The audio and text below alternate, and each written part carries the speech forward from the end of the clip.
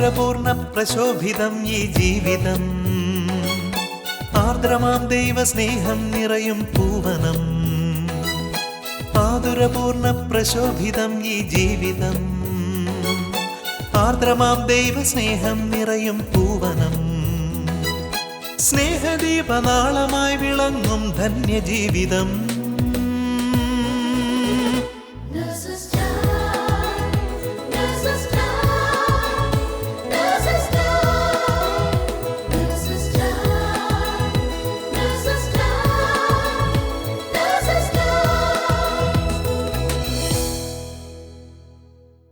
ഈശോ മിശിഹായ്ക്ക് സ്തുതിയായിരിക്കട്ടെ.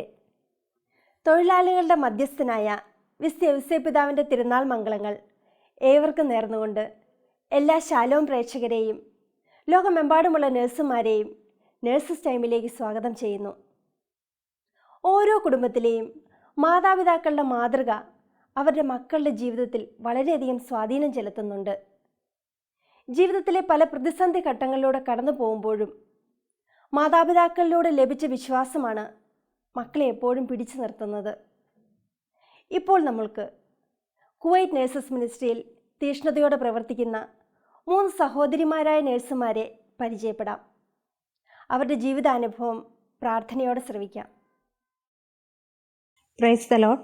ദൈവതിരുനാമത്തിന് മഹത്വം ഉണ്ടാകട്ടെ. സങ്കീർത്തനം 133:1 പറയുന്നുണ്ടല്ലോ, സഹോദരങ്ങൾ ഏക മനസ്സായി ഒന്നിച്ചു വസിക്കുന്നത് എത്ര വിശിഷ്ടവും സന്തോഷപ്രദവുമാണെന്ന്. കുവൈറ്റ് നഴ്സസ് മിനിസ്ട്രിയുടെ എല്ലാ പ്രവർത്തനങ്ങളിലും വളരെ ആക്റ്റീവായിട്ട് പ്രവർത്തിച്ചുകൊണ്ടിരിക്കുന്ന ഒരു കുടുംബത്തിലെ 3 സഹോദരിമാരെ നമുക്കൊന്ന് പരിചയപ്പെടാം. ഞാൻ സ്വപ്ന. എൻ്റെ 2 ഇരട്ട സഹോദരിമാരാണ് ജെസ്സിയും ടെസ്സിയും. ഞങ്ങളുടെ മാതാപിതാക്കൾക്ക് ഞങ്ങൾ 6 മക്കളാണ്, 2 ആൺമക്കളും 4 പെൺമക്കളും. എന്നാൽ ഞങ്ങളുടെ ചേച്ചി ഇന്നിപ്പോൾ നിത്യതയിലാണ്. അവൾ നിത്യതയിലായിട്ട് ഇപ്പോൾ 5 വർഷമായി. ഞങ്ങൾ 3 പേരും കുടുംബമായി കുവൈറ്റിൽ ജീവിച്ചു വരുന്നു. കഴിഞ്ഞ 7-8 വർഷമായി ഞങ്ങൾ കുവൈറ്റിലെ മിനിസ്ട്രി ഹോസ്പിറ്റലിൽ ജോലി ചെയ്യുകയാണ്. ഞങ്ങളുടെ വീട് കോട്ടയത്ത് കുടലൂരാണ്.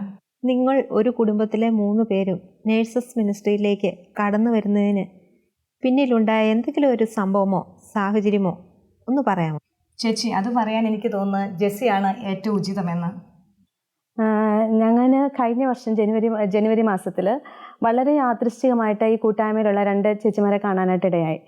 അപ്പോൾ ആ മക്കൾ എന്നോട് അവർ ഈ കൂട്ടായ്മയെ പറ്റിയും അവർ ഈ കൂട്ടായ്മയിൽ വന്നതിന് ശേഷം അവരിലുണ്ടായ അനുഭവങ്ങൾ, മറ്റു പലർക്കും ഉണ്ടായ അനുഭവങ്ങൾ അതൊക്കെ എന്നോട് പങ്കുവെച്ചു. അപ്പോൾ ഞാൻ തിരിച്ച് വീട്ടിൽ ചെന്ന് ഞാൻ ചേച്ചിയോടും ടെസ്സിയോടും ഇതിനെപ്പറ്റി സംസാരിച്ചു. കാരണം അന്ന് ആദ്യമായിട്ടാണ് കുവൈറ്റിലൊരു നഴ്സസ് മിനിസ്ട്രി ഉണ്ടെന്ന് ഞാൻ അറിയുന്നത്. പക്ഷേ ചേച്ചി എന്നോട് പെട്ടെന്ന് പറഞ്ഞു, ജെസ്സി നിൽക്കുക, വെയിറ്റ് ചെയ്യുക, ഇതിലോട്ടൊന്നും ഇപ്പോഴേ ചാടി പോകണ്ട, നീ സമയമാവും, നീ വെയിറ്റ് ചെയ്യുക. അങ്ങനെ ഓക്കെ. അത് കഴിഞ്ഞ് നെക്സ്റ്റ് മാസത്തിൽ ഞങ്ങൾക്ക് 3 പേർക്ക് ഒന്നിച്ച് നാട്ടിൽ പോകാനായിട്ടൊരു സാഹചര്യം ഒത്തു. അങ്ങനെ ഞങ്ങൾ നാട്ടിൽ ചെന്നപ്പം 3 പേരും ധ്യാനം പങ്കെടുക്കാനായിട്ട് പോയി. അപ്പോൾ ഞങ്ങൾക്ക് 3 പേർക്ക് 3 സ്ഥലം ധ്യാനത്തിനായിട്ട് കിട്ടുന്നത്. അപ്പോൾ ഞാൻ ധ്യാനത്തിൽ പങ്കെടുത്തുകൊണ്ടിരുന്നപ്പോഴത്തേനും തന്നെ പരിശുദ്ധാത്മാവിൻ്റെ പ്രത്യേക അനുഗ്രഹത്താൽ ഒരു കൗൺസിലിംഗ് അറ്റൻഡ് ചെയ്യാനായിട്ട് ഇടയായി. കൗൺസിലിങ്ങിൻ്റെ സമയം ആ മകളെ പരിശുദ്ധാത്മാവിൽ നിറഞ്ഞ് വളരെ വ്യക്തമായിട്ട് എന്നോട് സംസാരിച്ചു, മോളെ യേശു ആഗ്രഹിക്കുകയാണ് നീ ഒരു കൂട്ടായ്മയിൽ ഇറങ്ങി പ്രവർത്തിക്കാനായിട്ട്. പക്ഷേ എനിക്കത് ഞാൻ മനസ്സിൽ സൂക്ഷിച്ചു എങ്കിലും ഒരു കൂട്ടായ്മയിലോട്ട് ഇറങ്ങി പ്രവർത്തിക്കാൻ അതത്ര ഒരു ഡൈജസ്റ്റ് ആകാൻ ബുദ്ധിമുട്ടുള്ള പോലെ. പിന്നെ ഞാൻ റൂമിൽ തന്നെ പ്രാർത്ഥിച്ച് വചനം എടുത്ത് വായിച്ചപ്പോൾ എനിക്ക് കിട്ടിയത് സങ്കീർത്തനം 131:8. ഞാൻ നിന്നെ ഉപദേശിക്കാം, നീ നടക്കേണ്ട വഴി ഞാൻ കാണിച്ചു തരാം, നിൻ്റെ മേൽ ദൃഷ്ടി ഉറപ്പിച്ച് നിന്നെ ഞാൻ ഉപദേശിക്കാം. നീ തിരിച്ച് വീട്ടിലെത്തിയപ്പം ഇവരും ധ്യാനം കഴിഞ്ഞ് വീട്ടിൽ വന്നു. 3 പേരും 3 സ്ഥലത്ത് ധ്യാനം അറ്റൻഡ് ചെയ്ത കാരണം ഒത്തിരി വിശേഷങ്ങൾ പറയാനുണ്ട്. അങ്ങനെ വിശേഷങ്ങൾ പറഞ്ഞപ്പം ഞങ്ങൾ 3 പേര് അത്ഭുതപ്പെട്ടു പോയി. കാരണം ഞങ്ങൾക്ക് 3 പേർക്കും കൗൺസിലിംഗ് കിട്ടിയ സന്ദേശം ഒന്നായിരുന്നു, ഒരു കൂട്ടായ്മയിൽ ഇറങ്ങി പ്രവർത്തിക്കാൻ ഈശോ ആഗ്രഹിക്കുന്നു. ശരിക്കും ചേച്ചി അന്ന് ആ ഒരു ധ്യാനാനുഭവം പങ്കുവച്ചപ്പോഴുണ്ടല്ലോ, അപ്പോഴാണ് ഞങ്ങൾ ആ ഒരു തിരുവചന ഭാഗം, നിനക്ക് മുമ്പേ ഞാൻ എൻ്റെ ദൂതനെ അയക്കുമെന്നുള്ള ആ ഒരു തിരുവചന ഭാഗം ഞങ്ങളുടെ ജീവിതത്തിൽ അക്ഷരാർത്ഥത്തിൽ സംഭവിക്കുകയായിരുന്നു എന്ന് തിരിച്ചറിഞ്ഞത്. കാരണം കർത്താവ് ഞങ്ങൾക്ക് മുമ്പേ അന്ന് ആ നഴ്സസ് മിനിസ്ട്രിയിലെ 2 സഹോദരിമാരെ അയക്കുകയും അവരിലൂടെ ഞങ്ങൾ ഈ ഒരു നഴ്സസ് മിനിസ്ട്രിയെ പറ്റി അറിയുകയും പിന്നീട് ഇങ്ങനെ ഒരു മെസ്സേജിലൂടെ ആ ഒരു വിളി തിരിച്ചറിയുകയും ചെയ്തു. ശരിക്കും അന്ന് ആ ഒരു ധ്യാനാനുഭവം പങ്കുവച്ച നിമിഷങ്ങളാണ് ഈ ഒരു നഴ്സസ് മിനിസ്ട്രിയിലോട്ട് ഇറങ്ങി പ്രവർത്തിക്കാനായിട്ട് പ്രചോദനമായി നിന്നത്. നേഴ്സസ് മിനിസ്ട്രിയിലേക്ക് നിങ്ങൾ കടന്നു വരുന്നതിന് മുൻപുള്ള നിങ്ങളുടെ ആത്മീയ ജീവിതം എങ്ങനെയുള്ളതായിരുന്നു? ശരിക്കും ഇതിനെപ്പറ്റി പറയുന്നതിന് മുമ്പ് ഞാൻ ഓർക്കുകയാണ്, ഞങ്ങളുടെ ജീവിതത്തിലെ ഒരു ചെറിയ ഒരു സഹനം പ്രേക്ഷകരുമായിട്ട് പങ്കുവയ്ക്കുകയാണെങ്കിൽ അത് കൂടുതൽ ഉത്തമമാണെന്ന് ഞാൻ വിചാരിക്കുന്നു. ഞങ്ങൾ 3 പേരും ഇന്ന് കടന്നു പോകുന്ന ഒരു സഹനമാണ് മക്കളില്ലെന്നുള്ള ഒരവസ്ഥ. എന്നാൽ ഞങ്ങളുടെ ജീവിതത്തിൽ ബാല്യകാലം തൊട്ട് തന്നെ മാതാപിതാക്കളിൽ നിന്ന് വളരെ കുറവല്ലാത്ത ഒരു ആധ്യാത്മിക ജീവിതം ഞങ്ങൾക്ക് കിട്ടിയിട്ടുണ്ട്. ഞങ്ങളുടെ വീട് പള്ളിക്ക് തൊട്ടടുത്താണ്. അതുകൊണ്ട് തന്നെ എന്നും രാവിലെ പള്ളിയിൽ പോകാൻ മമ്മി നിർബന്ധിക്കും. പ്രത്യേകിച്ച് വെക്കേഷൻസ് ടൈമിൽ മമ്മി വളരെ കർശനമായിട്ട് പള്ളിയിൽ പറഞ്ഞു വിടും. ചിലപ്പോഴൊക്കെ നമ്മൾ അതിന് തടസ്സം പറയും, തണുപ്പാണ് അങ്ങനെയൊക്കെ പറയുമെങ്കിലും മമ്മി വളരെ ദേഷ്യപ്പെട്ട് നിർബന്ധിച്ച് പള്ളിയിൽ പറഞ്ഞു വിടുമായിരുന്നു. അതുപോലെ സന്ധ്യ മയങ്ങുമ്പോൾ പള്ളിയിൽ ബെല്ലടിക്കുമ്പോൾ തന്നെ മുട്ടുകുത്തി കുരിശ് വരയ്ക്കണമെന്നുള്ള പപ്പായ്ക്ക് നിർബന്ധമായിരുന്നു. അപ്പോൾ ചിലപ്പം നമ്മളിങ്ങനെ പറയും, അയ്യോ നാളെ പരീക്ഷയുണ്ട്, അന്ന് ഈ ഒരു അധ്യായം കൂടെ പഠിച്ചോട്ടെ, ഇച്ചിരിയും കൂടെ കഴിഞ്ഞ് കുരിശ് വരയ്ക്കാമെന്നൊക്കെ പറയും. പക്ഷേ പള്ളി ബെല്ലടിച്ചോ മുട്ടുകുത്തുക, കുരിശ് വരയ്ക്കുക എന്നുള്ളത് പപ്പായ്ക്ക് നിർബന്ധമാണ്. പിന്നെ അതിൻ്റെ കൂടെ മുട്ടുകുത്തി ആ ഒരു ഇതിനോട് പൊരുത്തപ്പെട്ടു പോകുക എന്നുള്ളത് മാത്രമേ ഞങ്ങളുടെ മുമ്പിൽ സാധ്യമായിട്ടുണ്ടായിരുന്നുള്ളൂ. അതുകൊണ്ട് തന്നെ ജീവിതത്തിൻ്റെ ബാല്യകാലം തൊട്ട് തന്നെ ഒരു പ്രാർത്ഥനാധിഷ്ഠിത ജീവിതം തന്നെയായിരുന്നു ഞങ്ങൾക്കുണ്ടായിരുന്നതെന്ന് എനിക്ക് പറയാം. ഈ ഒരു പ്രാർത്ഥന അനുഭവം തന്നെയാണ് ജീവിതത്തിൽ ഇന്ന് ഞങ്ങൾ കടന്നു പോകുന്ന ഈ ഒരു സഹനത്തിൽ ഞങ്ങൾക്ക് പിടിച്ചു നിൽക്കാൻ ഉറപ്പേകുന്നതും. പിന്നീട് ജീവിതത്തിൽ വന്ന ഓരോ നിമിഷങ്ങളിലും ജീവിതത്തിൻ്റെ ഓരോ മൈൽ സ്റ്റോൺസ് എന്ന് തന്നെ പറയാം, കർത്താവ് പ്രത്യേകമായിട്ട് കരുതി ഓരോ ദൈവിക അനുഭവത്തിലൂടെ ഞങ്ങളെ കടത്തിവിട്ടിട്ടുണ്ട്. ചെറിയ ചെറിയ ധ്യാനങ്ങൾ കൂടുന്നതിനും താമസിച്ചുള്ള ധ്യാനങ്ങൾ കൂടുന്നതിനുമൊക്കെ ദൈവം ഞങ്ങൾക്കിടയാക്കിയിട്ടുണ്ട്. ഞാൻ ഓർക്കുകയാണ്, ഒരിക്കൽ ഞാൻ ആശാരിപ്പറമ്പിൽ അച്ഛൻ്റെ ഒരു ധ്യാനം കൂടാനിടയായി. അന്ന് ആ ധ്യാന കേന്ദ്രത്തിലോട്ട് കയറി ചെല്ലുമ്പം തന്നെ അച്ഛൻ പറഞ്ഞു പഠിപ്പിക്കുന്ന ഒരു വചനഭാഗമാണ്, എൻ്റെ ദൈവം അറിയാതെയും അനുവദിക്കാതെയും എൻ്റെ ജീവിതത്തിൽ ഒന്നും സംഭവിക്കുകയില്ലെന്നുള്ളത്. പിന്നീട് ആ ധ്യാന ദിവസങ്ങളിലൂടെ കടന്നു പോകുമ്പോഴത്തേക്കും നമ്മുടെ മനസ്സിൽ പതിഞ്ഞു പോകുന്ന ഒരു തിരുവചന ഭാഗമാണ്, എൻ്റെ ദൈവം തൻ്റെ മഹത്വത്തിൻ്റെ സമ്പന്നതയിൽ നിന്ന് യേശു ക്രിസ്തുവിലൂടെ എനിക്ക് ആവശ്യമായിട്ടുള്ളതെല്ലാം നൽകുമെന്ന്. ഇങ്ങനെയുള്ള ചില തിരുവചന ഭാഗങ്ങൾ ജീവിതത്തിൽ പലപ്പോഴായിട്ട് നമുക്ക് ലഭിച്ചതാണ്. എന്നാൽ ഇങ്ങനെയുള്ള വചനങ്ങളും മറ്റനുഭവങ്ങളും എല്ലാം ജീവിതത്തിലെ പ്രതിസന്ധികളിൽ കൂടുതൽ പ്രചോദനം നൽകിക്കൊണ്ട് ഈ ഒരു സഹനത്തിൻ്റെ ഈ ഒരു കുരിശേറ്റെടുക്കുമ്പോൾ ഞങ്ങളെ ഒത്തിരി സഹായിച്ചിട്ടുണ്ട്. ഏറ്റവും സന്തോഷത്തോടു കൂടി ഇത് ഏറ്റെടുക്കുന്നതിന് വേണ്ടിയിട്ട്. നമ്മൾ നേഴ്സുമാരായ നമ്മൾ പ്രത്യേകിച്ച് ഈ കാലയളവിൽ ശുശ്രൂഷാ മേഖലയിലേക്ക് കടന്നു ചെല്ലുമ്പോഴും നിങ്ങൾക്ക് ശുശ്രൂഷാ മേഖലയിൽ മുൻപുണ്ടായതിനേക്കാൾ ഈ നേഴ്സസ് മിനിസ്ട്രിയിൽ കടന്നു വന്നതിന് ശേഷം എടുത്തു പറയത്തക്ക എന്തെങ്കിലും മാറ്റങ്ങൾ സംഭവിച്ചിട്ടുണ്ടോ? തീർച്ചയായും ചേച്ചി, ധാരാളം അനുഭവങ്ങളുണ്ട്. ഞാൻ എന്നെ സംബന്ധിച്ച് പറയുകയാണെങ്കിൽ വ്യക്തിപരമായ പ്രാർത്ഥന മാത്രം ഇഷ്ടപ്പെടുന്ന ഒരു വ്യക്തിയായിരുന്നു ഞാൻ. പലപ്പോഴും ഈ കൂട്ടായ്മയിലെ മക്കൾ ആത്മാക്കളെ നേടുവാൻ വേണ്ടിയിട്ട് ഹോസ്റ്റലുകളും ഹോസ്പിറ്റലുകളും ഒക്കെ കയറി ഇറങ്ങി നടക്കുമ്പോൾ ഞാൻ സ്വയം ചിന്തിച്ചിട്ടുമുണ്ട്, ഇവരോട് ഞാൻ പറഞ്ഞിട്ടുമുണ്ട്, ഇതിൻ്റെയൊക്കെ എന്താ ആവശ്യമിരിക്കുന്നത്, അവനവൻ്റെ വീട്ടിലിരുന്ന് പ്രാർത്ഥിച്ചാൽ പോരെ, വീട്ടിൽ പണിയൊന്നുമില്ലാഞ്ഞിട്ട് ഇറങ്ങി നടക്കുന്നതാണോ എന്നൊക്കെ ഞാൻ പറഞ്ഞിട്ടുണ്ട്. പക്ഷേ എന്നാൽ ഇന്ന് എൻ്റെ യേശുവിൻ്റെ കരുണയാൽ അവൻ എന്നെ ഈ കൂട്ടായ്മയോട് ചേർത്ത് പിടിച്ചപ്പോഴാണ് എനിക്ക് പല ബോധ്യങ്ങളും ലഭിച്ചത്. ഞാൻ അറിഞ്ഞ എൻ്റെ മക്കളില്ല എന്നുള്ള ദുഃഖത്തിൽ എന്നെ താങ്ങി നിർത്തുന്ന യേശുവിനെ ആയിരക്കണക്കിന് മക്കൾക്ക് കൊടുക്കാനുള്ള ഒരു വലിയ ആവേശം, അതിലെല്ലാം ഉപരിയായിട്ട് യേശു നമുക്കായി വാങ്ങിത്തന്ന ആ രക്ഷ, ലോക അതിർത്തി വരെ എങ്ങനെയെങ്കിലും എത്തിക്കണമെന്നുള്ള ആ ഒരു ആവേശം, അതിനുവേണ്ടി ഒരു ലോകത്തിൻ്റെ പ്രകാശമായി മാറണമെന്നുള്ള ഒരു ആഗ്രഹവും എൻ്റെ ഉള്ളിൽ രൂപപ്പെട്ടത് തന്നെ ഞാൻ ഈ കൂട്ടായ്മയിലോട്ട് ചേർന്ന് പ്രവർത്തിച്ചപ്പോൾ കർത്താവിൻ്റെ കരുണയാൽ മാത്രമാണ്. പിന്നെ സ്വപ്ന ചേച്ചി, എനിക്ക് തോന്നുന്നു എല്ലാ മനുഷ്യർക്കും ഒരു കഴിവുണ്ട്. ഒന്നല്ലെങ്കിൽ മറ്റൊരു തരത്തിലുള്ള കഴിവുകളാലാണ് എല്ലാ മനുഷ്യരും സൃഷ്ടിക്കപ്പെട്ടിരിക്കുന്നത്. എന്നാൽ നമ്മൾ ഇത്രയും കാലം നമ്മുടെ ആ ഒരു കഴിവുകളെയെല്ലാം ലൗകിക ജീവിതത്തിലെ ചില നേട്ടങ്ങൾക്ക് വേണ്ടി, അതുമല്ലെങ്കിൽ ഈ ബാഹ്യ ജീവിതത്തിലെ ചില സ്റ്റേജുകളിലെ അലങ്കാരങ്ങളായി മാറുന്നതിന് വേണ്ടി മാത്രം ഉപയോഗിച്ചു പോന്നു. എന്നാൽ നമ്മുടെ ചെറുതും വലുതുമായ ഓരോ കഴിവുകളെ ചിലപ്പോൾ ഒരു ആശയത്തെ പങ്കുവയ്ക്കാനുള്ള കഴിവായിരിക്കാം, അല്ലെങ്കിൽ മറ്റുള്ളവരുമായിട്ട് വളരെ സന്തോഷത്തോടെ സംസാരിക്കാനുള്ള ഒരു കഴിവായിരിക്കാം. എന്നാൽ ഇത്തരം കഴിവുകളെയൊക്കെ യേശുവിൻ്റെ നാമമഹത്വത്തിന് വേണ്ടി ഉപയോഗിക്കാനുള്ള ഒരു വേദി കിട്ടുന്നത് ശരിക്കും ഈ നേഴ്സസ് മിനിസ്ട്രിയിൽ നിന്ന് തന്നെയാണ്. അതുപോലെ ഞാൻ ഓർക്കുക, ഇന്ന് ശരിക്കുള്ളൊരു അനുഭവം എന്ന് പറഞ്ഞാൽ, നീർച്ചാല് തേടും മാൻപേടെ പോലെ ഞാൻ നിന്നെ തേടുന്നു എന്ന് പറഞ്ഞാൽ സങ്കീർത്തകനെ പോലെയാണ്. കാരണം പണ്ടൊക്കെ ബൈബിൾ വായിക്കുന്നത് ഇപ്പോൾ നോക്കുകയാണെങ്കിൽ ഒന്നെങ്കിൽ ഡ്യൂട്ടിക്ക് പോകുന്നതിന് മുമ്പ് ഒരു കുറച്ച് ഭാഗം, അതല്ലെങ്കിൽ സന്ധ്യാപ്രാർത്ഥന കഴിയുമ്പോൾ കൂടിപ്പോയാൽ ഒരധ്യായം, അത്രയേ ഉണ്ടായിരുന്നുള്ളൂ. പക്ഷേ ഇന്ന് ഈ നേഴ്സസ് മിനിസ്ട്രിയിൽ നിന്നുള്ള ചില ക്ലാസ്സുകൾ, ഫോർമേഷനിൽ നിന്ന് ലഭിച്ച ഒരു ഉണർവ്, അതുപോലെ 90 മണിക്കൂർ നീണ്ടു നിന്ന് ഞങ്ങളുടെ ബൈബിൾ വായനയിൽ നിന്ന് ലഭിച്ച ഒരു ഉണർവ്, അതിൽ നിന്നൊക്കെ ഇന്ന് ബൈബിൾ വായിക്കുക എന്നുള്ളതിന് ഒരു തീഷ്ണത ലഭിച്ചിട്ടുണ്ട്. ഇപ്പോൾ ഫ്രീ ടൈം ഒക്കെ കിട്ടിയാൽ മറ്റ് പുസ്തകങ്ങളൊന്നും വായിക്കാൻ അങ്ങ് തോന്നത്തില്ല. ബൈബിൾ എങ്ങനെയും വായിച്ചു തീർക്കണം, കുറേ ബൈബിൾ വചനം വായിച്ച് പഠിക്കണം, മറ്റുള്ളവരോട് അത് പറഞ്ഞു കൊടുക്കണം. അതൊക്കെയാണ് ഇപ്പോഴത്തെ ഒരു ഇൻട്രസ്റ്റ്. അങ്ങനെ ഒരു തീഷ്ണത ലഭിച്ചത് ശരിക്കും ഈ കൂട്ടായ്മയിൽ വന്നതിന് ശേഷമാണ്. അതുപോലെ തന്നെ ഞാൻ ഓർക്കുകയാണ്, പണ്ടൊരു കാലം ഉണ്ടായിരുന്നു ട്രീറ്റ്മെൻറ്റ് എടുത്തുകൊണ്ടിരുന്ന ഒരു കാലം. ആ കാലഘട്ടത്തിൽ ട്രീറ്റ്മെൻറ്റ് എടുത്തു, ആ മാസം നെഗറ്റീവ് റിസൾട്ട് വന്നു, നമ്മളങ്ങ് ഡിപ്രഷനിൽ പോവുക. ഇത്രയൊക്കെ പ്രാർത്ഥിച്ചു എന്നിട്ട് ഒന്നും കിട്ടുന്നില്ല, ഇനി എന്തിനാ പ്രാർത്ഥിക്കുന്നത്, അങ്ങനെ ഒരു കുറേ ക്വസ്റ്റ്യൻസ് മനസ്സിൽ കൂട്ടുന്ന, പിന്നെ ഒരു പ്രാർത്ഥന തന്നെ ഒരു മന്ദീഭവിക്കുന്ന ഒരവസ്ഥ. പക്ഷേ എനിക്ക് തോന്നി ഈ കൂട്ടായ്മയിൽ പ്രവർത്തിക്കാൻ തുടങ്ങിയ പിന്നെ ഇപ്പോൾ ഇന്നൊരു നെഗറ്റീവ് റിസൾട്ട് വന്നു, നമ്മുടെ മനസ്സിൽ നമ്മളിങ്ങനെ ചിന്തിക്കണോ, ഇനി പ്രാർത്ഥിക്കണോ, ഇനി എന്തിനാ പ്രാർത്ഥിക്കണേ, അങ്ങനെ ആ ഒരു പ്രാർത്ഥനയുടെ തിരി അണഞ്ഞു പോകുന്ന ഒരു അവസ്ഥയാണേലും നാളെ ആരെങ്കിലും വിളിക്കുക, വാ ജെസ്സി ഇവിടെ എന്ന് പ്രെയർ ഉണ്ട്, വാ അവിടെ ലീഡ് ചെയ്യാൻ വാ എന്ന് മധ്യസ്ഥ പ്രാർത്ഥനയുണ്ട്. അങ്ങനെ അവിടെ ചെല്ലുമ്പോഴത്തേക്കും കുറേ പേരുടെ മധ്യസ്ഥ പ്രാർത്ഥനകൾ, കുറേ പേരുടെ ദുഃഖങ്ങൾ നമ്മൾ കേൾക്കുന്നു. അതൊക്കെ കേൾക്കുമ്പോൾ നമ്മൾ ഓർക്കുകയായി, നമ്മുടെ ഈ ദുഃഖങ്ങളൊന്നും ഒന്നുമല്ല, നമുക്ക് കർത്താവ് എന്തെല്ലാം അനുഗ്രഹങ്ങൾ തന്നേക്കുന്നു.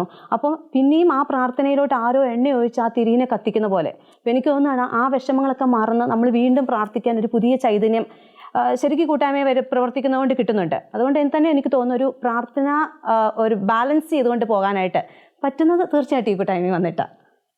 നിങ്ങൾ നേഴ്സസ് മിനിസ്ട്രിയിലേക്ക് കടന്നു വന്നതിന് ശേഷം ജോലി മേഖലയിൽ, പ്രത്യേകിച്ച് നമ്മൾ നേഴ്സുമാരായ നമ്മൾ ഓരോ ദിവസവും കണ്ടുമുട്ടുന്ന രോഗികളോടുള്ള നിങ്ങളുടെ ആ ശുശ്രൂഷാ മേഖലയിൽ സമീപനത്തിൽ മുൻപുണ്ടായതിനേക്കാൾ അധികമായിട്ട് എന്തെങ്കിലും മാറ്റങ്ങൾ വരുത്താൻ നിങ്ങൾക്ക് സാധിച്ചിട്ടുണ്ടോ? ചേച്ചി, യേശുവിൻ്റെ സാന്നിധ്യം ഞാൻ തിരിച്ചറിഞ്ഞ ഒരു സംഭവം പങ്കുവയ്ക്കാം. കുറച്ച് നാളുകൾക്ക് മുൻപ് ഞങ്ങളുടെ കാഷ്വാലിറ്റിയിലോട്ട് ഒരു രോഗി കടന്നു വരികയാണ് നെഞ്ചുവേദനയുമായിട്ട്. ECG ചെയ്തപ്പോഴാണ് പെട്ടെന്ന് മനസ്സിലാക്കുന്നത് അത് ഹാർട്ട് അറ്റാക്ക് ആണെന്ന്. പിന്നെ ചേച്ചിക്ക് തന്നെ അറിയാമല്ലോ അവിടെ എന്തൊരു ബഹളമായിരിക്കുമെന്ന്. ആകപ്പാടെ ഒരു ബഹളി. ഡോക്ടേഴ്സ് ധൃതി പിടിക്കുന്നു, നഴ്സുമാരും ധൃതി പിടിക്കുന്നു, രോഗി ആകപ്പാടെ പേടിക്കുന്നു. ഞാൻ പെട്ടെന്ന് ആ രോഗിയുടെ മുഖത്തോട്ട് നോക്കിയപ്പോൾ എനിക്ക് ആ മുഖത്തൊന്ന് വായിച്ചെടുക്കാമായിരുന്നു. ആരൊക്കെയോ എന്തൊക്കെയോ എന്നെ ചെയ്യാൻ പോകുന്നു എന്നുള്ള ആ ഭയം ആ രോഗിയുടെ മുഖത്തുനിന്ന് ഞാൻ വായിച്ചു. ഞാൻ പെട്ടെന്ന് ഇങ്ങനെ തട്ടിക്കൊണ്ട് പറഞ്ഞു, പേടിക്കണ്ട കേട്ടോ, തൊട്ടടുത്ത മുറിയിലോട്ട് മാറ്റുന്നതെന്നേ ഉള്ളൂ, അവിടെ എല്ലാ കെയറും കിട്ടും, ഒന്നുമില്ലെങ്കിലും ആശുപത്രിയിലല്ലേ. ഇത്രയും പറഞ്ഞപ്പോഴേക്കും ആ രോഗി എന്നോട് ചോദിക്കുക, sister are you A Christian എന്ന്. ആ തിരക്കിൽ ഞാൻ ഒന്ന് ചിരിച്ചത് മാത്രമേ ഉള്ളൂ. പെട്ടെന്ന് രോഗി എന്നോട് പറയുകയാണ്, സിസ്റ്റർ നിനക്കത് പറയാൻ പേടിയുണ്ടോ, പക്ഷെ നീ ക്രിസ്ത്യൻ തന്നെയാണ് എന്ന് എനിക്ക് ഉറപ്പാണ് എന്ന്. ഒരു അക്രൈസ്തവനായിട്ടുള്ള ഒരു വ്യക്തി ആ നെഞ്ചുവേദനയാൽ, ആ അതികഠിനമായ വേദനയാൽ കൈകൾ അമർത്തിയിരിക്കുന്ന ആ സമയത്ത് പോലും എന്നോട് ചോദിക്കുകയാണ്, സിസ്റ്റർ നീ ഒരു ക്രിസ്ത്യൻ ആണോ എന്ന്. ഞാൻ ശരിക്കും മണിക്കൂറുകളോളം ചിന്തിച്ചു പോയി, എന്നിലുള്ള എൻ്റെ യേശുവിനെ ആ വ്യക്തി തിരിച്ചറിഞ്ഞല്ലോ എന്ന്. ഒന്നുമല്ലാത്ത എനിക്ക് അങ്ങനെയെങ്കിലും എൻ്റെ യേശുവിനെ ഞാൻ പോലും അറിയാതെ ഒന്ന് മഹത്വപ്പെടുത്തുവാൻ സാധിച്ചല്ലോ, അതിനു മാത്രം എന്ത് യോഗ്യതയാണ് എനിക്കുള്ളത് എന്ന് ഞാൻ അറിയാതെ ചിന്തിച്ചു പോയ ഒരു നിമിഷമായിരുന്നു അത്. അന്ന് ഞാൻ തിരിച്ചറിഞ്ഞു, എൻ്റെ യേശു എൻ്റെ കൂടെയുണ്ട്, എപ്പോഴും അവൻ എനിക്ക് മുൻപേ ഉണ്ട് എന്നുള്ള സത്യം ഞാൻ തിരിച്ചറിഞ്ഞത് അന്ന്. അതുപോലെ ബിന്ദു ചേച്ചി, എനിക്ക് തോന്നുന്നു ഈ ഒരു കൂട്ടായ്മയോട് ചേർന്ന് പ്രവർത്തിക്കാൻ തുടങ്ങിയതിൽ പിന്നെ ഡ്യൂട്ടിക്ക് പോകുന്നതിന് മുമ്പുള്ള പ്രാർത്ഥന, പണ്ടും ഞാൻ ഡ്യൂട്ടിക്ക് പോകുന്നതിന് മുമ്പ് വീട്ടിൽ നിന്ന് ഇറങ്ങുന്നതിന് മുമ്പ് പ്രാർത്ഥിക്കുമായിരുന്നു. എന്നാൽ പോലും വണ്ടിയിൽ കയറിയിരുന്ന്, അപ്പോൾ വണ്ടി കയറി നിന്ന് ഹോസ്പിറ്റലിൽ എത്തുന്നത് വരെയുള്ള സമയം കരുണക്കൊന്ത ചെല്ലി എല്ലാ എൻ്റെക്ക് കിട്ടാൻ പോകുന്ന രോഗികളെ ഓൾറെഡി അത് അസൈൻ ചെയ്ത് വെച്ചിട്ടുണ്ട്. എന്നാൽ പോലും നമുക്കറിയത്തില്ല ചെല്ലുമ്പോൾ ഏത് രോഗികളെയാണെന്ന്. അപ്പോൾ ആ ഒരു രോഗികളെ ഓർത്ത് അവരെ സമർപ്പിച്ച് ഞാനൊരു കരുണക്കൊന്ത ചെല്ലി തീർക്കും. അതുപോലെ വാടി ചെന്ന് ഞാൻ ഡ്യൂട്ടിക്ക് കയറുന്നതിന് മുമ്പ് ഞാൻ പറയും, ഓ എൻ്റെ പ്രിയപ്പെട്ട പരിശുദ്ധാത്മാവേ നീ എൻ്റെ കൂടെ വ്യക്തിയായി വരണമേ എന്ന്. പിന്നെ പേഷ്യൻറ്റിനെ റിസീവ് ചെയ്യാൻ ചെല്ലുമ്പോഴെല്ലാം, ഞാൻ പീഡിയാട്രിക് വാർഡിലാണ് വർക്ക് ചെയ്യുന്നത്, അവിടെ ചെല്ലുമ്പോൾ എല്ലാം ആ കുഞ്ഞുങ്ങളുടെ തലയിൽ കൈവച്ച് ഞാനിങ്ങനെ പറയും, എൻ്റെ ഈശോയെ നിൻ്റെ തിരുരക്തത്താൽ ഇവരെ ഓരോരുത്തരെയും നീ കഴുകണമേ, എന്നിലൂടെ നീ പ്രവർത്തിക്കണമേ എന്ന്. അതുപോലെ തിരിച്ച് വാടിയിൽ നിന്ന് ഇറങ്ങി വണ്ടിയെ കയറിയിരുന്ന് കഴിയുമ്പോൾ പോലും ചില ദിവസങ്ങളിൽ നമ്മൾ ക്ഷീണം കൊണ്ട് ചിലപ്പോൾ ഉറങ്ങിപ്പോകാം, എന്നും അങ്ങനെ സാധിക്കുന്നതെന്നല്ല, എന്നാൽ പോലും മാക്സിമം ഞാൻ ശ്രമിക്കാറുണ്ട്. ഞാൻ ഇട്ടേച്ചു പോകുന്ന ആ കുഞ്ഞുങ്ങൾ, എൻ്റെ കയ്യിൽ നിന്ന് ഞാൻ മറ്റൊരാൾക്ക് ഹാൻഡ് ഓവർ ചെയ്ത ആ കുഞ്ഞുങ്ങൾ, അതുപോലെ അവരെ ഏറ്റെടുത്ത ആ സിസ്റ്റേഴ്സ്, അവരെ സമർപ്പിച്ച് ഞാൻ ഒത്തിരി പ്രാർത്ഥിക്കും. അവരെ ഏറ്റെടുക്കണേ ദൈവമേ, ഞാൻ ചെയ്ത ആ പ്രവൃത്തി അവരിലൊരു നന്മയായിട്ട് പരിണമിക്കണമേ എന്ന് പ്രാർത്ഥിച്ച് അവരെ സമർപ്പിക്കാറുണ്ട്. ആ ഒരു ഉൾവിളി കിട്ടുന്നതും ശരിക്കും ഈ ഒരു കൂട്ടായ്മയിൽ നിന്ന് കിട്ടിയ ഒരു പ്രചോദനം തന്നെയാണ്. അതുപോലെ തന്നെ ചേച്ചി, എനിക്ക് തോന്നുക പണ്ടൊക്കെ നമ്മളോട് പൊരുത്തപ്പെടാൻ പറ്റാത്തവരെ നമ്മുടെ ഡ്യൂട്ടിയിൽ കിട്ടുമ്പോൾ നമുക്ക് ആകെ ഒരു ബുദ്ധിമുട്ടാണ്. അന്ന് ഡ്യൂട്ടി ചെയ്യുന്ന സമയത്ത് നമുക്കൊരു സാറ്റിസ്ഫാക്ഷൻ ഇല്ല, ഡ്യൂട്ടി കഴിഞ്ഞ് തിരിച്ചു വരുമ്പോഴും ഇല്ല. പക്ഷേ ഇന്ന് ആരുടെ കൂടെ ഡ്യൂട്ടി കിട്ടിയാലും പ്രശ്നമില്ല. ഡ്യൂട്ടി ലിസ്റ്റ് കാണുമ്പോൾ തന്നെ അവരെ മനസ്സിൽ വെച്ചൊന്ന് പ്രാർത്ഥിക്കും, ഈശോയെ ഇത് ഇവരേത് അവസ്ഥയിലുള്ളവരാണേലും ഏത് സാഹചര്യത്തിൽപ്പെട്ടവരാണേലും എനിക്ക് അവരോട് ഒത്തുപോകാൻ പറ്റണേ, അവരുടെ ആ വേദനയിലും അവർ ചിലപ്പം വീട്ടിൽ നിന്ന് പല വിഷമങ്ങളിലായിരിക്കും വരുന്നത്. ആ സാഹചര്യങ്ങളൊക്കെ മനസ്സിലാക്കി അവരെ സ്നേഹിച്ച് അവരോടുകൂടെ പണിയാനായിട്ട് എനിക്ക് പറ്റണേ എന്ന് പ്രാർത്ഥിച്ച് ഡ്യൂട്ടി തുടങ്ങുന്നത്. അപ്പോൾ ഇപ്പോൾ എനിക്ക് തോന്നുന്നു ആ പണ്ടത്തെ ആ ഒരു ബുദ്ധിമുട്ട് ഇപ്പോൾ ഒട്ടും തോന്നാറില്ല. അത് ആരാണേലും കുഴപ്പമില്ലാത്തൊരു രീതിയിലോട്ട് വന്നു. അത് ശരിക്കും ഈ ഒരു പ്രാർത്ഥനാ ജീവിതത്തിലുണ്ടായ മാറ്റമാണ്. ജെസ്സി സംസാരിച്ചുകൊണ്ടിരുന്നു കഴിഞ്ഞപ്പോൾ എൻ്റെ മനസ്സിലൂടെ പെട്ടെന്ന് കടന്നു വന്ന ഒരു വചനം, അധികാരം ദൈവത്തിൽ നിന്ന് വരുന്നു, ഓരോരുത്തരും മേലധികാരികൾക്ക് വിധേയരായിരിക്കട്ടെ, ദൈവത്തിൽ നിന്നല്ലാതെ അധികാരമില്ല എന്ന്. ഈ സംഭവം, ഈ വചനം എൻ്റെ മനസ്സിലൂടെ കടന്നു വന്നു കഴിഞ്ഞപ്പോൾ ഞാൻ കഴിഞ്ഞ ദിവസം വായിച്ചൊരു ലേഖനം എൻ്റെ മനസ്സിലോട്ട് പെട്ടെന്ന് കടന്നു വരികയായിരുന്നു. വിശുദ്ധ അന്തോനീസിൻ്റെ ജീവിതത്തിൽ വളരെ വിശുദ്ധനായി ജീവിച്ചൊരു വ്യക്തിയായിരുന്നു. ഒരിക്കൽ ഒത്തിരി അത്ഭുതങ്ങളൊക്കെ ചെയ്തുകൊണ്ട് നടന്ന സമയത്ത് സുപ്പീരിയർ അച്ഛൻ വിശുദ്ധ അന്തോനീസിനോട് പറഞ്ഞു, നീ ഇനി കൂടുതൽ അത്ഭുതങ്ങളൊന്നും ചെയ്യേണ്ട, എന്നോട് ചോദിച്ചിട്ട് മാത്രം അത്ഭുതങ്ങൾ ചെയ്താൽ മതിയെന്ന്. വിശുദ്ധൻ അത് അക്ഷരാർത്ഥത്തിൽ ആ അധികാരിക്കും സുപ്പീരിയർ അച്ഛന് വിധേയപ്പെട്ടു. പെട്ടെന്ന് ഒരു ദിവസം അന്തോനീസ് നിരത്തിലൂടെ കടന്നു പോകുമ്പോൾ പണിതുകൊണ്ടിരിക്കുന്ന ഒരു 7 നില കെട്ടിടത്തിൻ്റെ മുകളിൽ നിന്ന് ഒരു പണിക്കാരൻ താഴേക്ക് വീഴുന്ന കണ്ടു. പെട്ടെന്ന് വിശുദ്ധ അന്തോനീസ് കരങ്ങൾ മുകളിലേക്ക് ഉയർത്തി അവിടെ നിൽക്കട്ടെ എന്ന് പറഞ്ഞു. ആ പണിക്കാരൻ വായുവിൽ ഉയർന്നു നിന്നു. വിശുദ്ധ അന്തോനീസ് ഉടനെ സുപ്പീരിയർ അച്ഛൻ്റെ അടുത്തേക്ക് എന്ന് അച്ഛനോട് അനുവാദം ചോദിച്ചിട്ട് മാത്രമേ ആ പണിക്കാരനെ താഴെ ഇറക്കുകയുള്ളൂ എന്ന്. നമ്മുടെ മുന്നമേ ഉണ്ടായിരുന്ന വിശുദ്ധരുടെ ജീവിതത്തിലൂടെയൊക്കെ കടന്നു പോയി കഴിഞ്ഞു കഴിഞ്ഞാൽ അനുസരണം, അധികാരികളോടുള്ള ഒരു വിധേയത്വം, അതിനും നമുക്ക് സാധിക്കട്ടെ. ഇതേ ഒരു സന്ദർഭം നമുക്ക് വിശുദ്ധ മാർട്ടിൻ ഡി പോറസിൻ്റെ ജീവിതത്തിലും കാണാൻ പറ്റും. ശരിക്കും എനിക്ക് തോന്നുന്നു നമ്മൾ ഈ ഒരു ശുശ്രൂഷ, ഈ ക്രിസ്തുവിൻ്റെ ഒരു ശുശ്രൂഷ ഏറ്റെടുത്തിരിക്കുന്നവരാണ്. ഈ ഒരു ശുശ്രൂഷയിൽ നമ്മൾ മാനിക്കേണ്ട ഒരു വിശുദ്ധൻ തന്നെയാണ് മാർട്ടിൻ ഡി പോറസ്. കാരണം വിരൽത്തുമ്പത്ത് ശുശ്രൂഷയുടെ ഒരു മായാജാലം സൃഷ്ടിച്ചവനാണ് വിശുദ്ധ Martin D porous. Martin D porous ഒത്തിരി രോഗികൾക്ക് വേണ്ടി പ്രാർത്ഥിക്കുകയും അവരെല്ലാം സുഖപ്പെടുത്തുകയും ചെയ്തു. ഒരിക്കൽ അവരുടെ ആ ഒരു ഗ്രാമത്തിൽ പകർച്ചവ്യാധികൾ ഇങ്ങനെ പെരുകിയപ്പോഴത്തേക്കും മാർട്ടിൻ ഡി പോറസ് എല്ലാവരുടെയും അടുത്ത് പോയി പ്രാർത്ഥിച്ച് അവരെ സുഖപ്പെടുത്തുമായിരുന്നു. അപ്പം മാർട്ടിൻ ഡി പോറസിൻ്റെ അടുത്തും ഇതുപോലെ മേലധികാരികൾ ഇനിയൊരു ശുശ്രൂഷയ്ക്ക് മുതിരരുതെന്ന് താക്കീത് കൊടുത്തു. കാരണം ഈ ഒരു പകർച്ചവ്യാധി വ്യാപിക്കുമോ എന്നുള്ളൊരു ഭയം കൊണ്ട് തന്നെ. പക്ഷേ മാർട്ടിൻ ഡി പോറസ് അത് അതുപോലെ അനുസരിച്ചു. എന്നാൽ പിന്നീട് ഇതിൻ്റെ ഒരു അന്തർസത്ത മനസ്സിലാക്കിക്കൊണ്ട് തന്നെ ആ മേലധികാരികൾ തന്നെ അവരെ തന്നെ തിരുത്തി. അതുകൊണ്ട് എനിക്ക് തോന്നുന്നു നമ്മുടെ ജീവിതത്തിൽ ഏത് സാഹചര്യത്തിൽ കൂടിയാണേലും നമ്മുടെ മേലധികാരികളിൽ അവരെത്ര നമുക്ക് ദഹിക്കാൻ പറ്റാത്ത കാര്യങ്ങളാണ് നമ്മളോട് പറയുന്നതെങ്കിലും അതിനെ നമ്മൾ അപ്പാടെ അങ്ങോട്ട് അനുസരിക്കുന്നതായിരിക്കും നാളെ വരാൻ പോകുന്ന ഒരു അനുഗ്രഹത്തിന് മുന്നോടിയായി നമുക്ക് ലഭിക്കുന്ന ഒരു കൃപ. ശരിക്കും അതങ്ങനെ തന്നെ എനിക്ക് അനുഭവപ്പെടുന്നത്. മുൻപ് നിങ്ങൾ പറഞ്ഞല്ലോ സഹനത്തിൻ്റെ കാര്യം. നിങ്ങൾ 3 പേരും ഇപ്പോൾ അനുഭവിച്ചുകൊണ്ടിരിക്കുന്ന മക്കളില്ല എന്ന് പറയുന്ന ഈ സഹനം നിങ്ങളെ എപ്പോഴെങ്കിലും ഭാരപ്പെടുത്തിയിട്ടുണ്ടോ? തീർച്ചയായിട്ടും ചേച്ചി. കാരണം നമുക്കറിയാം നമ്മുടെ ചുറ്റുമുള്ള മനുഷ്യർ, നമ്മൾ ഉൾപ്പെടുന്ന മനുഷ്യ സമൂഹം എന്തിനും ഏതിനും കാരണം തിരയുന്നവരാണ്. അപ്പോൾ നമ്മൾ ഒരു കുടുംബത്തിൽ തന്നെ 3 പേരും ഇങ്ങനെ മക്കളില്ല എന്നുള്ള ഒരു സഹനത്തിലൂടെ കടന്നു പോകുമ്പോഴത്തേക്കും ആൾക്കാർക്ക് ചോദിക്കാൻ ഒത്തിരി ചോദ്യങ്ങളുണ്ട്. എന്തുകൊണ്ടിങ്ങനെ? അങ്ങനെ അവരൊത്തിരി ചോദ്യങ്ങൾ ചോദിക്കുമ്പോഴും നമ്മളും നമ്മുടെ ആ ഒരു വിവാഹം കഴിഞ്ഞ ആദ്യ കാലഘട്ടങ്ങളിൽ നമ്മളും ഒത്തിരി ചോദ്യം നമ്മളോട് തന്നെ ചോദിക്കുന്നുണ്ട്.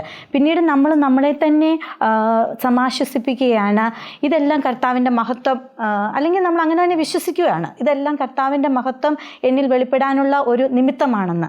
പക്ഷേ ചുറ്റുമുള്ള മനുഷ്യർ നമ്മളെ വീണ്ടും ചോദ്യങ്ങൾ കൊണ്ട് വീർപ്പ് മുട്ടിക്കുമ്പോഴത്തേക്കും ഇതൊരു ബന്ധനമാണോ, ഇതൊരു തടസ്സമാണോ, ഇതിനി പൂർവികരുടെ ശാപമാണോ, അങ്ങനെയുള്ള ഒത്തിരിയോ ഒരു ചോദ്യങ്ങൾ നമ്മുടെ നേരെ ഉതിർത്തുമ്പോഴത്തേക്കും തീർച്ചയായിട്ടും നമ്മൾ ഒരു പ്രാർത്ഥനയിൽ അങ്ങ് മടുപ്പ് തോന്നുന്ന ഒരവസ്ഥയിലോട്ട് നമ്മൾ വീണു പോകാം. അതുപോലെ ഞാൻ എൻ്റെ പേഴ്സണൽ ലൈഫിൽ ഒരു വളരെ എന്നെ ടച്ച് ചെയ്തിട്ടുള്ളൊരു സംഭവം പറയുകയാണെങ്കിൽ, ഞാൻ ഒരിക്കൽ വീട്ടിലോട്ട് ഫോൺ വിളിച്ചു. അപ്പം മമ്മിയാണ് ഫോൺ എടുത്തത്. മമ്മി വളരെ സ്നേഹത്തോടെ എന്നോട് ചോദിച്ചു, മോളെ എന്നാ ഉണ്ട് വിശേഷം? അപ്പം ഞാൻ തിരിച്ച് പറഞ്ഞു, അവിടെ വിശേഷമില്ല ഇവിടെയും വിശേഷമില്ല എന്നുള്ളൊരു അർത്ഥത്തിൽ ഞാൻ സംസാരിച്ചു. അപ്പോൾ മമ്മി എടുത്ത് വായിക്ക് എന്നോട് പറയുക, മോളെ നിങ്ങളൊക്കെ കുഞ്ഞിതായിരുന്നപ്പോൾ മമ്മി ഒത്തിരി സന്തോഷിച്ചു, എൻ്റെ മക്കളെ ഓർത്ത് മമ്മി എന്നും അഭിമാനിച്ചിട്ടേ ഉള്ളൂ. പക്ഷേ ഇന്ന് നിങ്ങളെ ഓർത്ത് മമ്മി എന്നും കണ്ണീരൊഴുക്കുക. എനിക്ക് ശരിക്കും തോന്നുക എൻ്റെ മക്കളൊന്നും വലുതാകേണ്ടിയിരുന്നില്ലെന്ന്.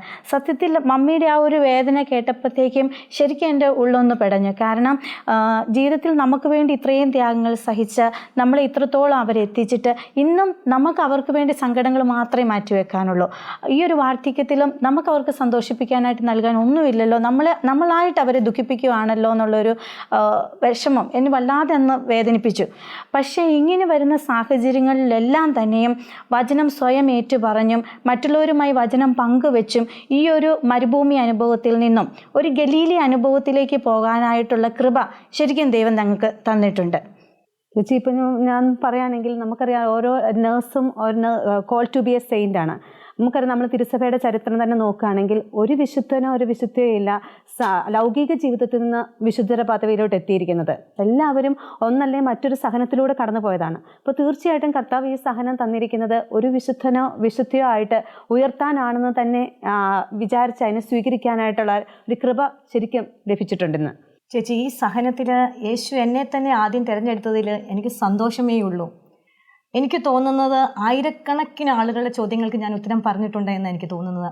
ആദ്യകാലങ്ങളിൽ കുറഞ്ഞത് ഒരു ദിവസം 10 അല്ലെങ്കിൽ 15 പേരെങ്കിലും എന്തേ ഇതിങ്ങനെ, അല്ലെങ്കിൽ അവർക്കും ഇല്ലേ, മാതാപിതാക്കൾ എന്തു പറയുന്നു, ഇങ്ങനെയുള്ള നിരവധിയായ ചോദ്യങ്ങൾ, ജീവിത പങ്കാളി എന്തെങ്കിലും പറയാറുണ്ടോ എന്നൊക്കെ ഒത്തിരി ചോദ്യങ്ങൾ അമ്പെയ്യും പോലെ വന്നിട്ടുണ്ട്. പക്ഷെ അന്നൊക്കെ ഞാൻ എൻ്റെ ഈശോയുടെ അടുത്ത് പ്രാർത്ഥനാമുറിയിൽ മണിക്കൂറുകൾ ഞാൻ ചെലവഴിച്ചിട്ടുണ്ട്. ഇവന് ഉദാഹരണത്തിന് പറയുകയാണെങ്കിൽ, ഒരിക്കലും ഒരു ഡോക്ടർ എന്നോട് ചോദിക്കുക, എൻ്റെ സ്വപ്നെ, നിന്നെ എനിക്ക് ഒരു കാര്യത്തിനും മാറ്റി നിർത്താൻ പറ്റുന്നില്ല, പക്ഷേ ഇവിടെ നിനക്ക് എന്ത് പറ്റിയിടി, എന്താ നിനക്ക് പറ്റിയ കുഴപ്പമെന്ന്. പക്ഷേ എന്താണെന്നുള്ള അറിയാനുള്ള ഇതുകൊണ്ടായിരിക്കാം, അല്ലെങ്കിൽ ആശ്വസിപ്പിക്കാൻ വേണ്ടി ആയിരിക്കാം. പക്ഷേ ഞാൻ ഡോക്ടറിനെ തിരിച്ച് ആശ്വസിപ്പിച്ചു, ഡോക്ടർ ഇതെല്ലാം ദൈവമഹത്വത്തിന് വേണ്ടിയാണ് എന്ന്. പക്ഷേ എങ്കിലും ഡ്യൂട്ടി കഴിഞ്ഞ് ചെന്ന് 3 മണിക്ക് ഞാൻ ആ മുറിയിൽ കയറി മണിക്കൂറുകളോളം ഈശോയുടെ മുൻപിൽ ഇരുന്നിട്ട് ഞാൻ ചോദിച്ചിട്ടുണ്ട്, എൻ്റെ ഈശോയെ, നിനക്ക് മാത്രം എന്താ കണ്ണില്ല, നിനക്ക് എന്നെ കാണത്തില്ലേ എന്ന് തന്നെ ഞാൻ ചോദിച്ചിട്ടുണ്ട് എൻ്റെ ഈശോയോട്. എന്നിട്ട് ഞാൻ ബൈബിൾ എടുത്തപ്പോൾ എൻ്റെ ഈശോ എന്നോട് സംസാരിച്ചു, യേശയ്യ 55:8 നിന്നെക്കുറിച്ച് എനിക്ക് വിചാരമില്ല എന്നോ, എൻ്റെ വിചാരം നിൻ്റെ വിചാരം പോലെയല്ല, ആകാശം ഭൂമിക്ക് മേലെ എത്രത്തോളം ഉന്നതമാണോ അത്രത്തോളം ഉന്നതമാണ് എന്ന്. 6 വർഷങ്ങൾക്ക് മുൻപ് കിട്ടിയ ആ വചനം ഇന്നും എന്നെ കൈപിടിച്ച് നടത്തുന്നുണ്ട്. അതിനുശേഷം ഒരിക്കൽ പോലും തളരാനോ ഒരിക്കൽ പോലും എൻ്റെ ഹൃദയം പിടയ്ക്കുവാനോ ദൈവം എന്നെ അനുവദിച്ചിട്ടില്ല. ആയിരക്കണക്കിന് മക്കൾ ഇന്ന് എന്നോട് പറയാറുണ്ട്, സ്വപ്നെ, ഞങ്ങളുടെ മക്കളുടെ കാര്യങ്ങൾ, ഞങ്ങളുടെ കുഞ്ഞുങ്ങളുടെ വിശേഷങ്ങളൊക്കെ പറയുമ്പോൾ നീ ഞങ്ങളുടെ നടുക്ക് വന്നിരുന്ന് എങ്ങനെ ചിരിച്ചിരിക്കാൻ പറ്റുന്നതെന്ന് ചോദിക്കാറുണ്ട്. അത് തികച്ചും എൻ്റെ പ്രാർത്ഥനാ ജീവിതം തന്നെയാണ്. മാത്രമല്ല, എൻ്റെ ജീവിത പങ്കാളി എന്നെ ഒത്തിരി കൈപിടിച്ച് നടത്തിയിട്ടുണ്ട്. സങ്കടങ്ങളിലൊക്കെ എന്നോട് പറഞ്ഞിട്ടുണ്ട്, നിനക്ക് ഞാനില്ലേ, ഞാനും നിന്നോടൊപ്പം പ്രാർത്ഥിക്കാം, നമുക്ക് ദൈവം തരും എന്ന് പറഞ്ഞ് എന്നെ ഒത്തിരി ആശ്വസിപ്പിച്ചിട്ടുണ്ട്. അന്നൊന്നും പഴയ നിയമം എനിക്ക് അറിയത്തില്ലായിരുന്നു. പിന്നീട് പഴയ നിയമം പഠിച്ചപ്പോഴാണ് എനിക്ക് മനസ്സിലായത്, ഏൽക്കായനെ പോലെ ആശ്വസിപ്പിക്കുകയും സക്രിയയെ പോലെ പ്രാർത്ഥിക്കുകയാണല്ലോ ചെയ്തതെന്ന്. ഇന്ന് ഞാൻ ശരിക്കും അത് മനസ്സിലാക്കുന്നു. ഈശോയുടെ സ്നേഹമാണ് അവൻ്റെ മഹത്വത്തിനു വേണ്ടി എന്നെ വളർത്തിക്കൊണ്ട് വന്ന ഒരു വഴിയായിരുന്നു ഇതെന്നുള്ള സത്യം ഞാൻ തിരിച്ചറിഞ്ഞത്. ഇപ്പോൾ ജീവിത പങ്കാളിയെ പറ്റി ചേച്ചി പറഞ്ഞപ്പോഴാണ് ഞാൻ ഓർക്കുന്നത്, ശരിക്കും ഈ ഒരു ജീവിത പങ്കാളികളുടെ കാര്യത്തിലും ദൈവം ശരിക്കും സ്നേഹം കൊണ്ട് ഞങ്ങളെ തോൽപ്പിച്ചു എന്ന് മാത്രമേ എനിക്ക് പറയാൻ പറ്റുള്ളൂ. കാരണം ഞങ്ങളുടെ ജീവിത പങ്കാളികൾ 2 പേരുടെയും നഴ്സുമാരാണ്. അതുകൊണ്ട് തന്നെ അവർ നഴ്സസ് മിനിസ്ട്രിയുടെ ഒരു ഭാഗമല്ലാതാകുന്നില്ല. എങ്കിലും ജീവിതത്തിൻ്റെ എല്ലാ കാര്യങ്ങളും ആദ്യം തൊട്ട് അവസാനം വരെ സമാന്തരമായി പോകുമെന്ന് പറയുന്നത് ശരിയാകുമെന്ന് എനിക്ക് തോന്നുന്നില്ല. എന്നാൽ പോലും എനിക്ക് പറയാൻ പറ്റും, ആദ്യ കാലഘട്ടങ്ങളിൽ കുറച്ചൊക്കെ തടസ്സങ്ങൾ, എന്തിനാ എപ്പോഴും ഇങ്ങനെ പ്രാർത്ഥിക്കാൻ പോകുന്നേ, വീട്ടിലിരുന്ന് പ്രാർത്ഥിച്ചാൽ പോരെ, എന്നും ഇങ്ങനെ പുറത്തു പോയി പ്രാർത്ഥിക്കണോ, ഇങ്ങനെ ജെറിക്കോ പ്രയറിന് പോകണോ എന്നൊക്കെ ചോദിച്ചിട്ടുണ്ട്. പക്ഷേ ഇന്ന് എല്ലാ കാര്യത്തിനും അവർ സപ്പോർട്ട് ചെയ്യുന്നുണ്ട്. അവർക്ക് പ്രാർത്ഥന കൊണ്ട് സഹായിക്കാൻ പറ്റുന്ന കാര്യങ്ങളിൽ പ്രാർത്ഥന കൊണ്ട് സഹായിക്കും. അതുകൂടാതെ നമ്മളെ മറ്റെവിടെയെങ്കിലും കൊണ്ടുപോയി എത്തിക്കുന്നതിനായിട്ടാണെങ്കിലോ, അല്ലെങ്കിൽ നമുക്ക് വേണ്ടി എന്തെങ്കിലും പൈസ പോലും ചിലവാക്കുന്നതിന് വേണ്ടി ഒരു മടിയും കൂടാതെ ഇന്ന് അവർ ഞങ്ങളുടെ കൂടെ ഈ ഒരു നഴ്സസ് മിനിസ്ട്രിയിലെ ശുശ്രൂഷയ്ക്ക് വേണ്ടി പ്രവർത്തിക്കുന്നുണ്ട്. അതിനകത്ത് ശരിക്കും സന്തോഷമുണ്ട്. ദൈവം നമുക്ക് ശരിക്കും ജീവിതത്തിൽ ഒരു സഹനം തന്നപ്പോൾ ആ സഹനത്തിൻ്റെ കുരിശിൻ്റെ കൂടെ ഒരു ശിമയോനെ അല്ലെങ്കിൽ ഒരു വേറോനിക്കയും തരും. അത് നമുക്ക് ഉറച്ച് വിശ്വസിക്കാൻ പറ്റുന്ന കാര്യം തന്നെയാണ്. ബിന്ദു ചേച്ചി, ഞങ്ങളുടെ ഈ കാര്യങ്ങളെല്ലാം പറയുമ്പോഴും ഒരു കാര്യമുണ്ട്, ഞങ്ങളെ ഈ നഴ്സസ് മിനിസ്ട്രി കൊണ്ടുവന്നതിൽ ഒരാൾ ചേച്ചിയാണ്. ഞാൻ എന്നും കാണാറുണ്ട് ചേച്ചി വളരെ സജീവമായിട്ട് ഈ നഴ്സസ് മിനിസ്ട്രി പ്രവർത്തിക്കുന്നത്. എവിടെ വേണേലും ഏത് ഹോസ്റ്റലിൽ പോകുന്നതിനും ഏത് പിള്ളേർ ഈ കുവൈറ്റിൽ ആദ്യം കാല് കുത്തിയാലും അവരുടെ അടുത്ത് ചെല്ലുന്നത് ചേച്ചിയാണ്. ചേച്ചിനെ ഇന്നും ഈ നഴ്സസ് മിനിസ്ട്രി ഇതുപോലെ ഊർജ്ജസ്വലമായിട്ട് പിടിച്ചു നിർത്തുന്നത് എന്താണ്? ഞാൻ ഈ കുവൈറ്റിലെ നഴ്സസ് മിനിസ്ട്രി തുടങ്ങുന്ന സമയങ്ങളിൽ അധികം നഴ്സസ് ഒന്നും ഇതിൻ്റെ അകത്ത് പ്രവർത്തിക്കാനില്ലായിരുന്നു. അപ്പം പല ക്ലാസ്സുകളിലൊക്കെ അറ്റൻഡ് ചെയ്യാനിടയായി പല ബോധ്യങ്ങളൊക്കെ എനിക്ക് ലഭിച്ചു. അപ്പം പലരിലൂടെയായിട്ട് ഒത്തിരി നിയോഗങ്ങൾ, ഒത്തിരി ഉത്തരവാദിത്തങ്ങൾ ഈശോ എന്നെ ഏൽപ്പിച്ചു. എനിക്ക് നല്ല ബോധ്യമുണ്ടായിരുന്നു ഈശോ തന്നെയാണ് എന്നെ ഏൽപ്പിക്കുന്ന, അവരിലൂടെ ആണെങ്കിലും എനിക്ക് എന്നെ ഈശോയാണ് ഇത് ഏൽപ്പിക്കുന്നതെന്നൊരു ബോധ്യമുണ്ടായിരുന്നു. പക്ഷേ ഞാൻ എൻ്റെ ഈശോയോട് ഒരു വാക്ക് കൊടുത്തു, ഈശോയെ എനിക്കിപ്പം മറ്റുള്ളവരുടെ പ്രത്യേകിച്ച് ഹോസ്റ്റലിലൊക്കെ ചെന്നും കാണുന്നവരോട് ഈശോയുടെ സുവിശേഷം, ഞാൻ അനുഭവിച്ച സ്നേഹം പങ്കുവയ്ക്കാൻ പറ്റിയ ഒരു അവസ്ഥ, ഒരു സാഹചര്യമല്ലല്ലോ എൻ്റെ. ഞാൻ എങ്ങനെ ഈശോനെ പങ്കുവയ്ക്കും? എനിക്ക് പറയണമെന്ന് ഒത്തിരി ആഗ്രഹമുണ്ടെന്ന്. ഒരു ദിവസം ഞാൻ ഒത്തിരി നേരം ഈശോയുടെ തിരുസന്നിധിയിൽ ഇരുന്ന് പ്രാർത്ഥിച്ചു. ഈശോയോട് ഞാൻ ഒത്തിരി സംസാരിച്ചു. അങ്ങനെ പ്രാർത്ഥിച്ചു കഴിഞ്ഞപ്പോഴത്തേക്ക് ഞാൻ ഈശോയ്ക്ക് ഒരു വാക്ക് കൊടുത്തു, ഈശോയെ ഞാൻ എൻ്റെ സമയം, എൻ്റെ കുഞ്ഞുങ്ങൾക്ക് വേണ്ടി മാറ്റിവെക്കേണ്ട സമയം, എൻ്റെ സാഹചര്യം, എൻ്റെ ജീവിത സൗകര്യങ്ങൾ, സമ്പത്ത് എല്ലാം നിനക്ക് വേണ്ടി ഞാൻ ചെയ്തുകൊള്ളാം. അതിൻ്റെ അകത്ത് ഞാൻ ഒരു മായം കലർത്തുവോ വെള്ളം ചേർക്കോ ഒന്നുമില്ല. നിൻ്റെ കാര്യം ഞാൻ ഭംഗിയായിട്ട് നോക്കിക്കോളാം. എന്നെ ഏൽപ്പിച്ച ഉത്തരവാദിത്തം ഞാൻ എന്നാലാവുന്ന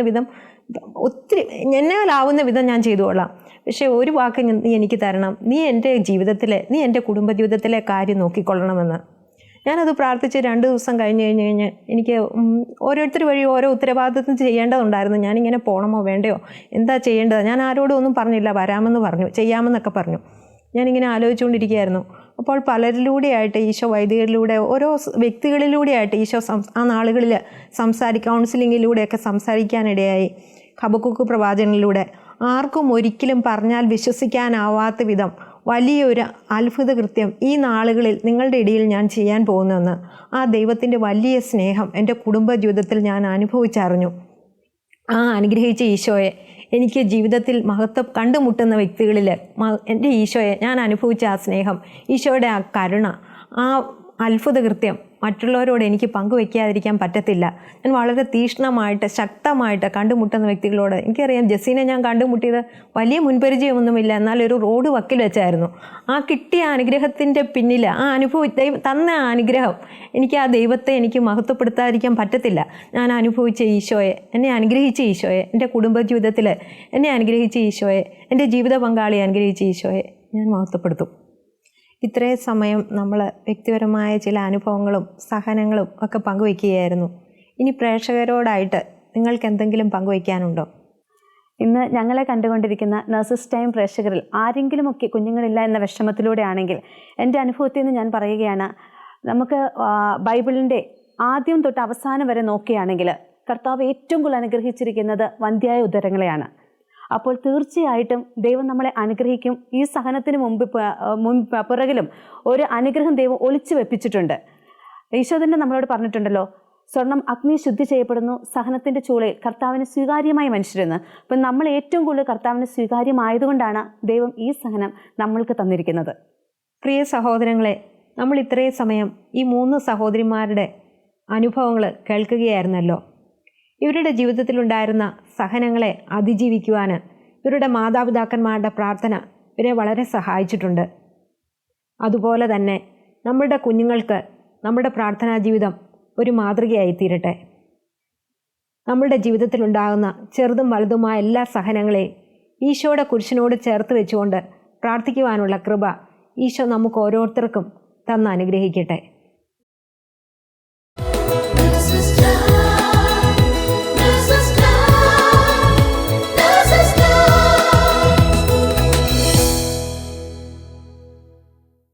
ജീവിതത്തിൽ തകർച്ചകളുണ്ടാവുമ്പോൾ ദൈവത്തെ പഴിച്ച് ആ സ്നേഹത്തിൽ നിന്ന് അകന്നു പോകുന്നവരുടെ മുൻപിൽ ഒരു നല്ല മാതൃകയാവുകയാണ് ഈ 3 സഹോദരിമാർ. 3 പേരുടെയും ജീവിതത്തിലുള്ള ഒരു സങ്കടത്തെ എത്ര പോസിറ്റീവായിട്ടാണ് അവർ കാണുന്നതും അത് മറ്റുള്ളവരുമായി പങ്കുവയ്ക്കുന്നതും. നമ്മെക്കുറിച്ച് ശുഭമായ ഒരു പദ്ധതി കർത്താവിൻ്റെ മനസ്സിലുള്ളപ്പോൾ ആ ഹിതത്തിനായി വിട്ടുകൊടുക്കുക എന്നതാണ് പരമപ്രധാനം. റോമ 8:28 ഇപ്രകാരം പറയുന്നു, ദൈവത്തെ സ്നേഹിക്കുന്നവർക്ക്, അവിടുത്തെ പദ്ധതി അനുസരിച്ച് വിളിക്കപ്പെട്ടിരിക്കുന്നവർക്ക് അവിടുന്ന് സകലതും നന്മയ്ക്കായി പരിണമിപ്പിക്കുന്നു.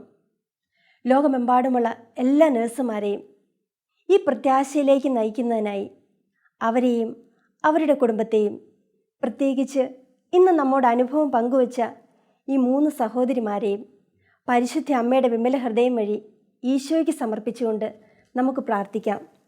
ഓരോ നഴ്സും ഒരു വിശുദ്ധനായി തീരട്ടെ, ഒരു വിശുദ്ധയായി തീരട്ടെ.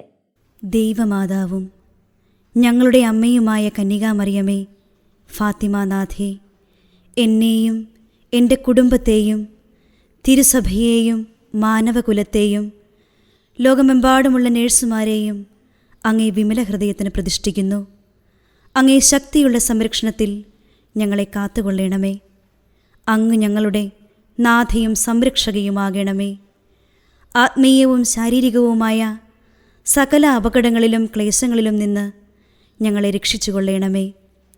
എല്ലാറ്റിലും ദൈവേഷ്ടം കണ്ടെത്തി നിറവേറ്റുവാനും യേശുവിൻ്റെ തിരുഹൃദയത്തിന് പ്രീതികരമായ വിധത്തിൽ ജീവിച്ച് സ്വർഗഭാഗ്യത്തിലെത്തിച്ചേരുവാനും കാരുണ്യനാഥേ, ഞങ്ങളുടെ സ്നേഹമുള്ള അമ്മേ, ഞങ്ങളെ സഹായിക്കണമേ. ആമേൻ.